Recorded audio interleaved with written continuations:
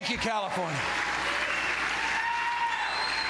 And I like seeing democracy in action there a moment ago. Thank you to the participants. I'm grateful. I had a bet that my kids weren't going to come up. That's going to cost me some money. And how about I thought I married well 10 plus years ago, but I didn't know how well till today. My wife, Jennifer Newsom, our first partner. Thank you, Jen. I'll just jump in. I'm humbled to be here, and I just want to express my appreciation to former governors for being here and all the elected officials that are assembled here. That's very humbling. You took the time to be here. I'm immeasurably gratified. You know, the story of our state is a story of a dream, one that has drawn strivers and seekers here forever.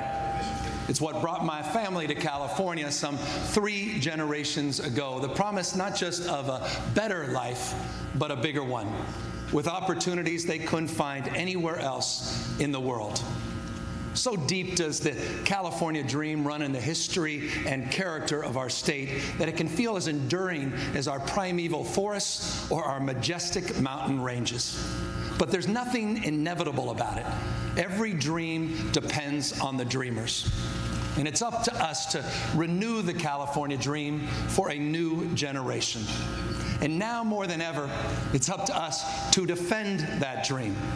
And thankfully, by the way, we have a champion in that Speaker Nancy Pelosi. Help us in that endeavor. Thank you, Madam Speaker.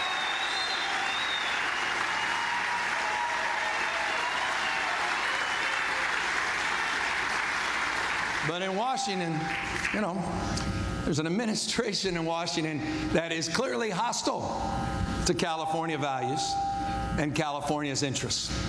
California has always helped write America's future. And we know the decisions we make would be important at any time.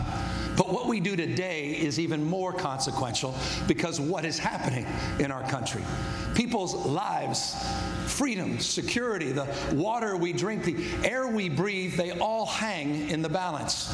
The country is watching us. The world is waiting on us, and the future depends on us, and we will seize the moment.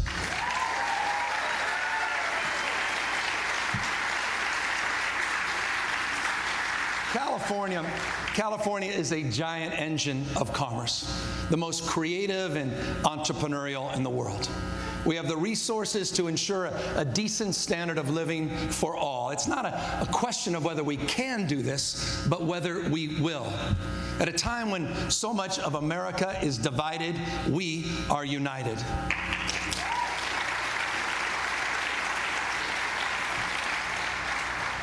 Our people are big-hearted, fair-minded, and those qualities are more vital now than ever. I've seen that again just in the past few weeks. I visited Paradise after the fires swept through and met people who literally lost everything they owned, but still were reaching out to help others. I went to San Diego and met volunteers providing relief to desperate migrants who others treat like criminals. Like a 3-year-old girl who's just literally a year older than my youngest at a shelter who quite literally captured my heart. I spent time with farmers in Fresno who rise and grind before the sun comes up to feed the world. There are everyday heroes all over our state who work hard and then come home to care for aging parents or newborn children, or who open up their homes to foster kids like my mother Tessa did. She was a single mom raising 2 kids on her own and working 3 jobs, and she still had room in her heart for more. That's the California I know. That's the one I love.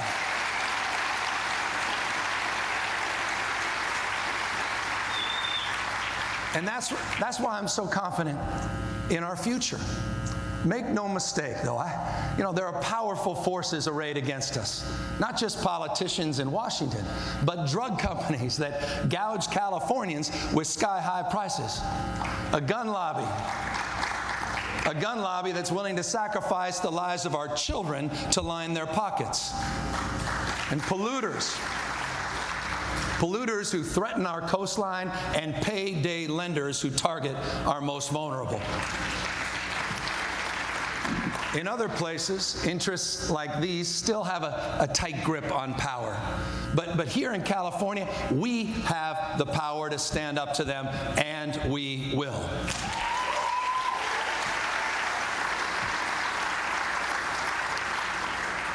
We face serious challenges, undoubtedly, some that have been deferred for too long. And even in a booming economy, there's this disquieting sense, right, that things are not as predictable as they once were, that we almost now run a little bit faster just to stay in place. Stagnant wages, costs that keep rising, rent, utilities, visiting the doctor, the basics are increasingly out of reach. We face a gulf between the rich and everyone else. And it's not just inequality of wealth, it's inequality of opportunity. And we have a homeless epidemic that should keep each and every one of us up at night. An achievement gap in our schools, and a readiness gap that holds back millions of our kids. And too many children know the ache of chronic hunger. I have met families in this state who have to improvise where to tuck their babies in at night, making nests out of blankets on the floor or turning dresser drawers into makeshift cradles because they cannot afford a crib. These aren't merely policy problems. They are moral imperatives. And so long as they persist, each and every one of us is diminished. We're all touched by the human condition, whether we ourselves are homeless or jobless, whether we ourselves can pay the bills or have safe drinking water at home. We all have our own frailties. We all have our own vulnerabilities, and we're all susceptible to suffering and disaster. So let us resolve to follow the example of the rescuers and the rebuilders in Paradise and Malibu and Santa Rosa and Ventura, and to make sure our fellow Californians share in the compassion and empathy that connects us and makes our burdens and anxieties easier to bear.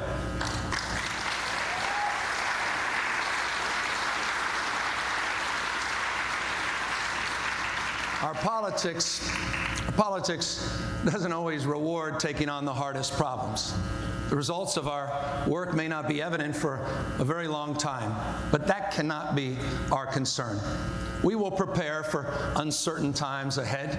We will be prudent stewards of taxpayer dollars, paying down debt, meet our future obligations, and we will build and safeguard the largest fiscal reserve of any state in American history.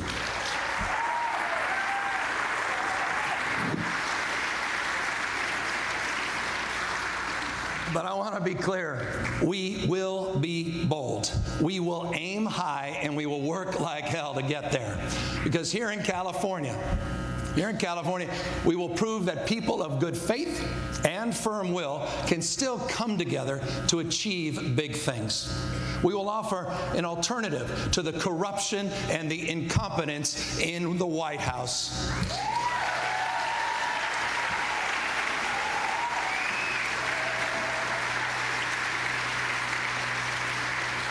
Our government will be progressive, principled, and always on the side of the people. This will take courage, and I know courage is a word that means different things to different people, but for me, courage means doing what is right even when it is hard. That will be the foundational mission of our administration. We will be California for all.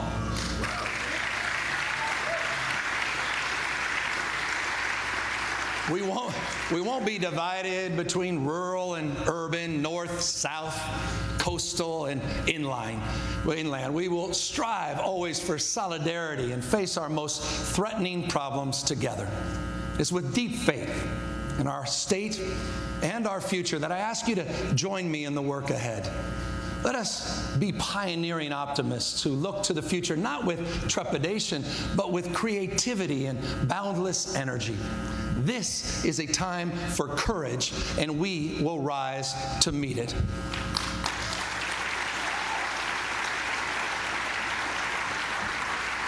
Our state has been on a journey together since the worst of the Great Recession. You know, back then we were $27 billion in debt. Unemployment was north of 12%. We had the worst credit rating of any state in the nation. Today, our economy is larger than all but 4 nations in the world. We've created nearly 3 million jobs and put away billions of dollars for a rainy day. Where Washington has failed on the apocalyptic challenge of climate change, California led, extending our cap-and-trade system and setting bold targets for lowering greenhouse gas emissions and then beating them.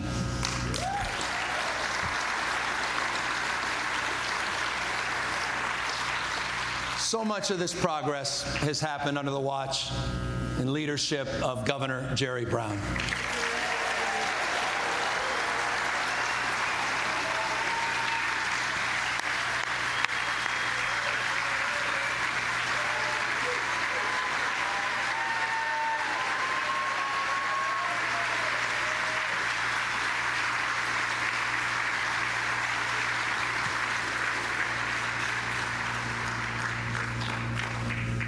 It's been an honor to serve with him these past 8 years and to learn from him, not just as his lieutenant governor, but throughout my lifetime.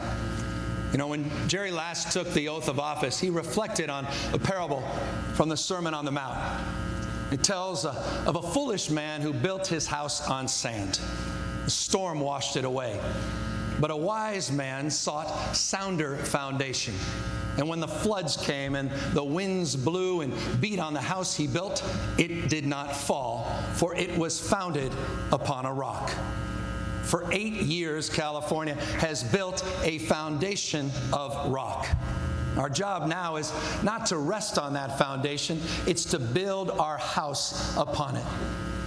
And now more than ever, we Californians know how much a house matters and children matter. You good?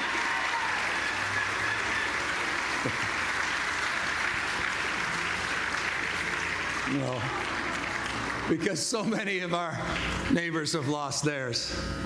Together, let us build a house stronger than the coming storms, yet open to the world. A house that provides shelter to all who need it and sanctuary to all who seek it. Where opportunity abounds for all who will work for it.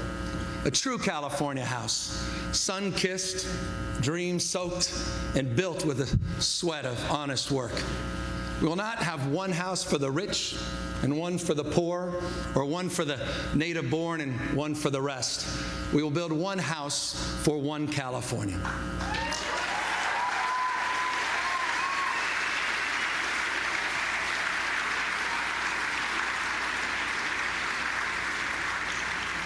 Because what is a house but a home? And California is our home. In our home, every child should be loved, fed, and safe.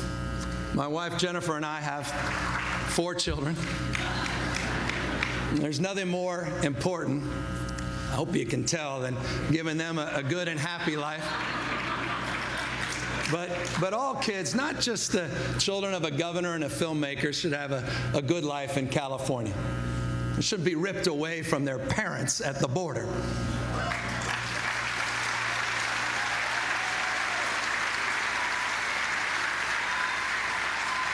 And nor should they be left hungry. Nor should they be left hungry when politicians seek to pour billions into a wall that should never be built.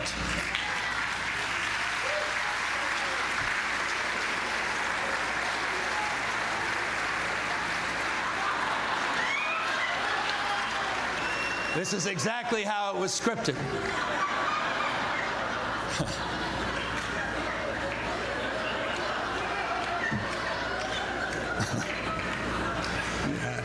We will support parents. We will support parents. They need support, trust me. So that they can give their kids the love and care that they need.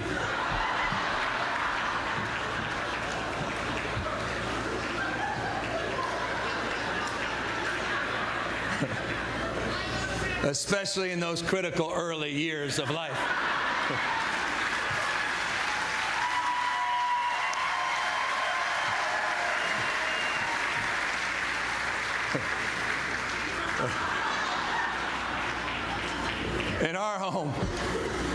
In our home, no one should live in constant fear of eviction or spend their whole paycheck to keep a roof overhead.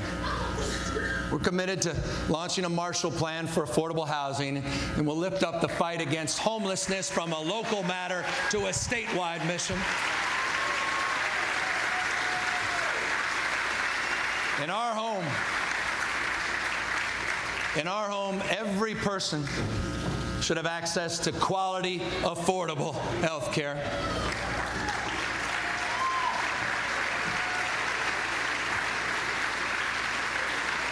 Faraway judges and politicians may turn back our progress, but we will never waver in our pursuit of guaranteed health care for all Californians.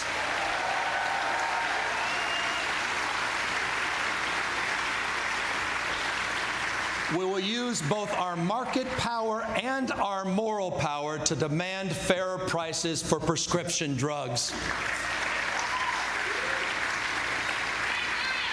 We will stop stigmatizing mental health and start supporting it.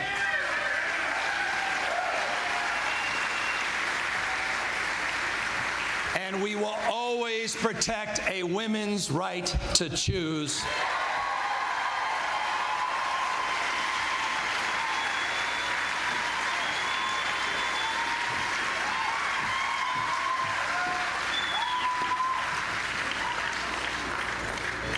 In our home, we believe in justice for all. And we will defend the progress we've made to reform our criminal justice system. We will continue the fight against over-incarceration and overcrowding in our prisons. And we will end the outrage that is private prisons in the state of California once and for all.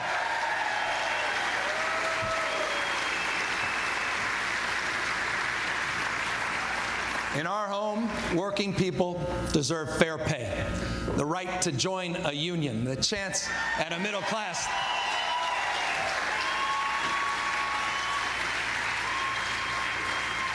We will fight not just for growth at any cost, but inclusive, sustainable growth.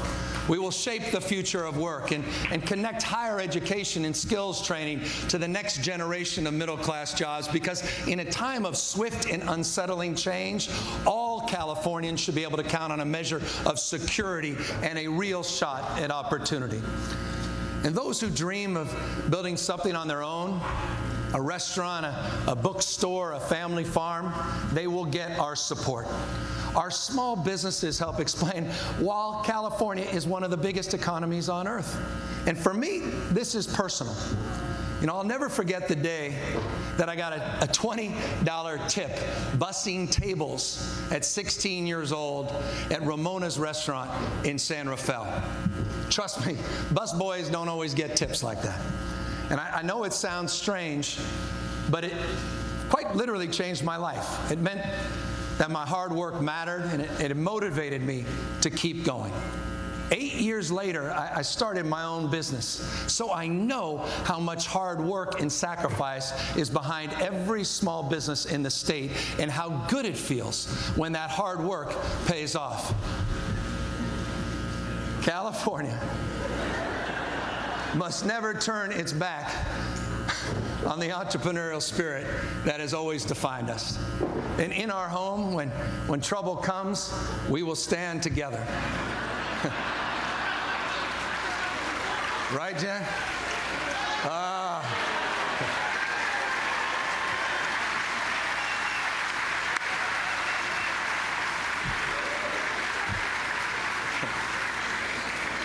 I'm glad this is the rehearsal. We'll get to this tomorrow.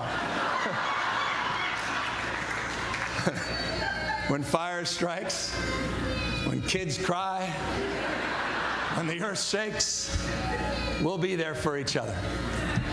Okay, as a former mayor, I learned the wisdom of an old African proverb. If you want to go fast, go alone. But if you want to go far, go together. So my friends in the legislature,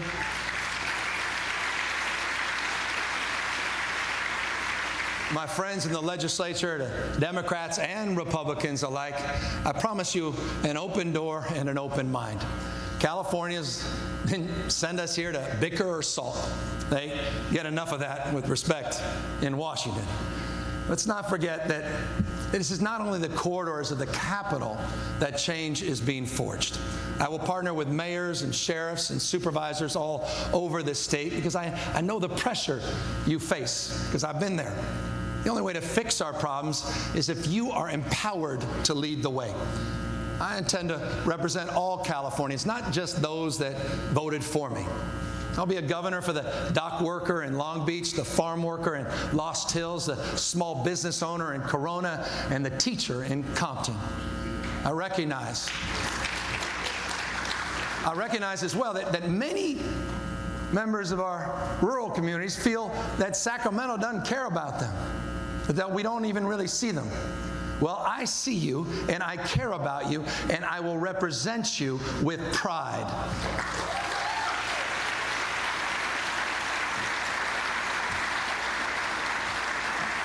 This notion that we're all in this together is a powerful one. It's also how I was raised. As Father Prevet said, some of you know that my father passed away just before Christmas. He was a judge, Justice Bill Newsom. And for him, justice was...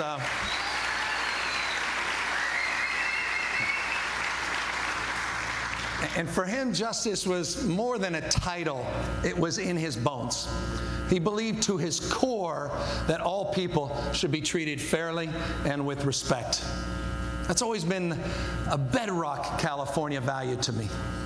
You know, so 15 years ago when I was a new mayor and I heard politicians in Washington sneering at California values and attacking our LGBTQ community, I remember what my father taught me. That it's never the wrong time to do the right thing. And that's what we did.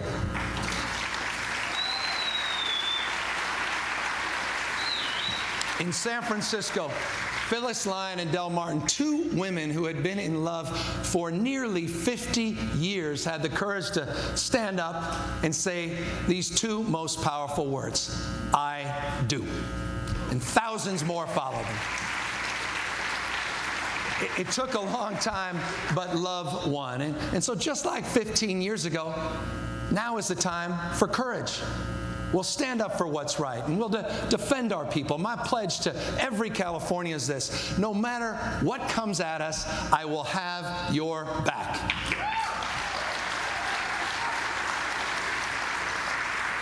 If we do this right, the progress we make will never be unmade. As Cesar Chavez said, you cannot uneducate the person who has learned to read. You cannot humiliate the person who feels pride. You cannot oppress the people who are not afraid anymore. There's a story we tell about our history, from Sutter's Mill to Steve Jobs' garage, about how this is a place where anything is possible. This is the coast of dreams. That's true. But you shouldn't have to find gold or make it in the movies or create $1 billion startup to live that California dream. It is for everyone. Everyone in California should have a good job with fair pay.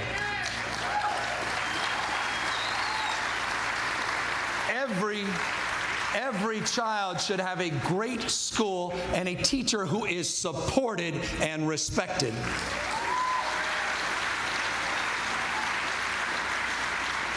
Every person should be able to go to college without crushing debt or get the training they need to compete and succeed. And every senior should have the ability to retire with security and live at home with dignity.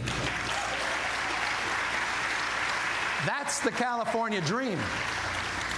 It's not to get rich quick or star on the big screen, but to work hard and share in the rewards, to leave a better future for our kids. The work we have spoken of today, can't be the job of a governor alone or the legislature or even an entire government. It can only be achieved if we all share the spirit of a young dreamer that I heard recently in Los Angeles. And she said, "I wasn't born in California, but California was born in me." There's a spark. There's a spark of California hope and California courage born in all of us. It's up to us what we do with it. The eyes of the world are upon us. And now more than ever, America needs California. It needs the guiding light of our values and the progress they make possible. This is where America's future is made. This is our charge. That is our calling. Now, let's get to work. Thank you all very much. Thank you for bearing through that. And thank you for indulging my kids. I'm humbled and honored. Thank you, each and every one of you.